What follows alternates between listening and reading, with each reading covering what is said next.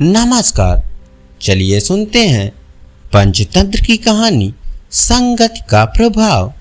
किसी नगर में एक व्यापारी तोते बेचने के लिए आया। उसके पास दो तोते थे। दोनों तोते अलग अलग पिंजरों में बंद थे। एक तोते की कीमत 500 रुपए थी और दूसरे तोते की कीमत केवल 5 रुपए थी। वह अपने तोतों को बेचने के लिए आवाज लगा रहा था। उसी रास्ते से राजा की सवारी गुजर रही थी। राजा ने व्यापारी की आवाज सुनी।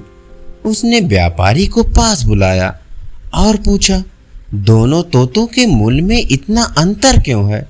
व्यापारी बोला, महाराज, ये तो आपको खरीदने के पश्चात ही पता चलेगा तथा दोनों तोतों को एक साथ ही खरीदने होंगे।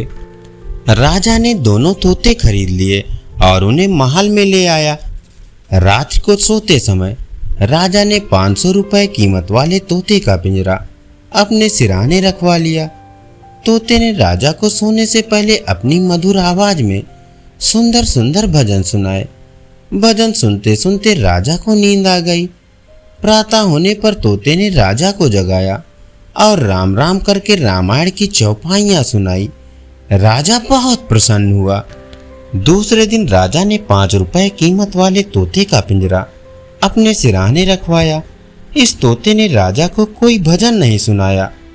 राजा ने सोचा, शायद प्रातःकाल होने पर या कोई भजन सुनाएगा, किंतु उस तोते ने सवेरा होते ही राजा को गालियां देना शुरू कर दिया। राजा को उस तोते पर बहुत क्रोध आया। उसने अपने दरबारियों को आज्ञा दी कि इस तोते को मार दिया जाए। पहले वाले तोते को जब यह बात पता चली तो उसने राजा से कहा, महाराज, इसमें इसका कोई कसूर नहीं है। हम दोनों भाई हैं।